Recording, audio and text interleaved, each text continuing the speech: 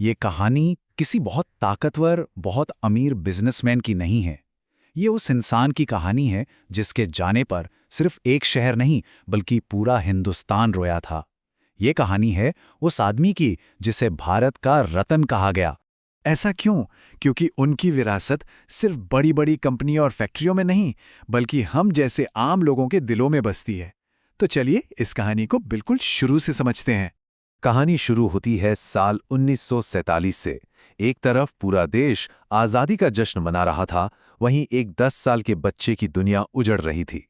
रतन टाटा के माता पिता का तलाक हो रहा था। और सोचिए उस दौर में ये कितनी बड़ी नेशनल न्यूज़ रही होगी। स्कूल में बच्चे मजाक उड़ाते थे, घर में एक अजीब सी खामोशी थी। इस अकेलेपन में उनकी दादी नवाज़बाई टाटा उनका सबसे बड़ा सहारा बनी।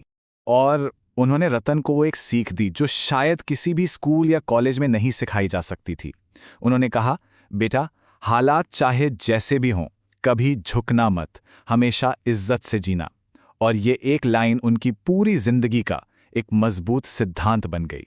बड़े होकर जब वो आर्किटेक्चर की पढ़ाई के लिए अमेरिका गए तो पहली बार उन्हें गुमनामी की जिंदगी मिली। कोई टाटा सरनेम का बोझ नहीं, कोई उम्मीदें नहीं।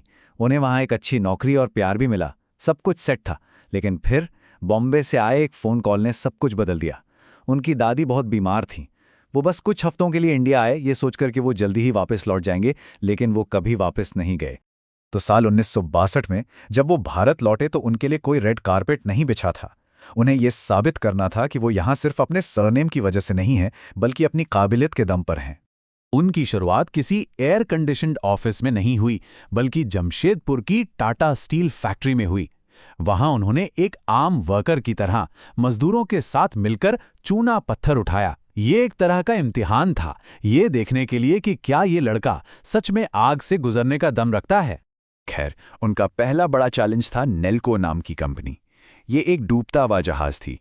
रतन टाटा ने पूरे 10 साल लगाकर उस कंपनी को, जिसका मार्केट शेयर सिर्फ 2% रह गया था, उसे 20% तक पहुंचा दिया। और दूर बैठे टाटा ग्रुप के चेयरमैन JRD टाटा को अपना वारिस साफ साफ नजर आने लगा था। 1991 में चेयरमैन बनने के बाद असली लड़ाई तो अब शुरू हुई थी। और ये चुनौती बाहर से नहीं, ग्रुप के अंदर से ही मिली।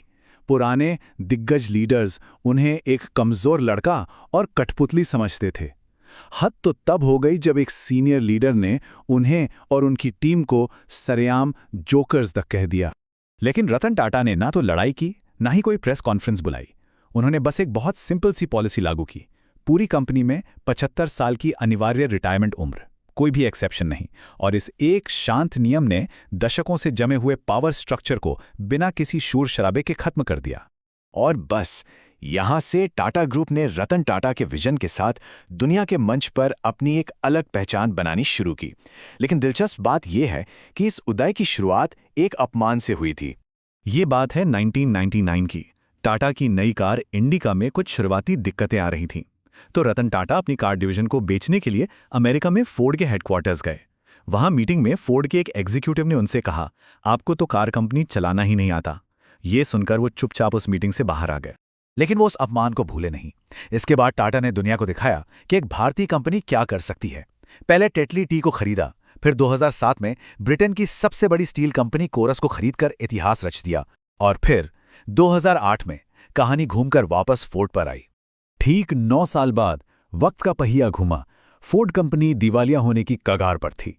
तब रतन टाटा ने उनकी 2 सबसे शानदार आइकॉनिक ब्रांड्स जैगुआर और लैंड रोवर को पूरे 9,200 करोड़ रुपए कैश में खरीद लिया। ये बदला नहीं था, इसे कहते हैं पोएटिक जस्टिस। दुनिया जीतने के साथ साथ उनका दिल हमेशा हिंदुस्तान के आम लोगों के लिए धड़कता था। उनका एक ऐसा सपना था जो हर भारतीय परिवार से जुड़ा हुआ था। कहानी बहुत सिंपल है। एक दिन मुंबई की बारिश में उन्होंने एक मिडिल क्लास परिवार के 4 लोगों को एक ही स्कूटर पर भीगते हुए जाते देखा। बस उसी पल एक विचार ने जन्म लिया। हर भारतीय परिवार के लिए एक सुरक्षित, सस्ती कार। सिर्फ 1 लाख रुपए की कार, टाटा नैनो। लेकिन इस सपने को पूरा करने में बहुत मुश्किलें आईं। पश्चिम बंगाल में राजनीतिक विरोध की वजह से उन्हें अपनी लगभग पूरी बन चुकी फैक्ट्री को रातों रात गुजरात शिफ्ट करना पड़ा, जहां उस वक्त के मुख्यमंत्री नरेंद्र मोदी ने उन्हें जमीन ऑफर की थी। लेकिन उनकी इंसानियत की सबसे बड़ी मिसाल शायद 26/11 मुंबई हमले के बाद देखने को मिली। ताज होटल, जो कि टाटा का था, उस पर हुए हमले के बाद वो एक एक करके सभी 80 प्रभावित कर्मचारियों के घर खुद गए। उन्होंने शहीद हुए कर्मचारियों के परिवारों को जिंदगी भर की पूरी सैलरी, उनके बच्चों की पढ़ाई का सारा खर्चा और उनके सारे लोन्स माफ करने का वादा किया। और ये मदद सिर्फ टाटा के कर्मचारियों तक ही सीमित नहीं थी। तो बिजनेस और मुनाफे से कहीं बढ़कर रतन टाटा की विरासत इस बात में है कि वो एक इंसान कैसे थे। 75 साल की उम्र में अपने ही बनाए नियम का पालन करते हुए वो रिटायर हो गए। इसके बाद वो अपनी गाड़ी खुद चलाते, नए स्टार्टअप्स में पैसा लगाते ताकि नौजवानों को गाइड कर सकें, और सड़क के कुत्तों की देखभाल करते थे। उन्होंने एक बेहद सादा जीवन जिया और जाते जाते भी अपने 10,000 करोड़ रुपए भारत के लोगों के नाम कर गए। उन्होंने पूरी दुनिया के लिए घर बनाए, लाखों परिवारों का पेट भरा, लेकिन शायद खुद के लिए कुछ नहीं बनाया। एक इंटरव्यू में उन्होंने खुद ये बात मानी थी कि हाँ, कभी कभी मुझे बहुत अकेलापन महसूस होता है। काश मेरा भी एक परिवार होता, एक पत्नी होती, कोई होता जिसके पास मैं घर लौट सकता। ये एक अरबपति की नहीं, बल्कि एक अकेले इंसान की आवाज़ थी।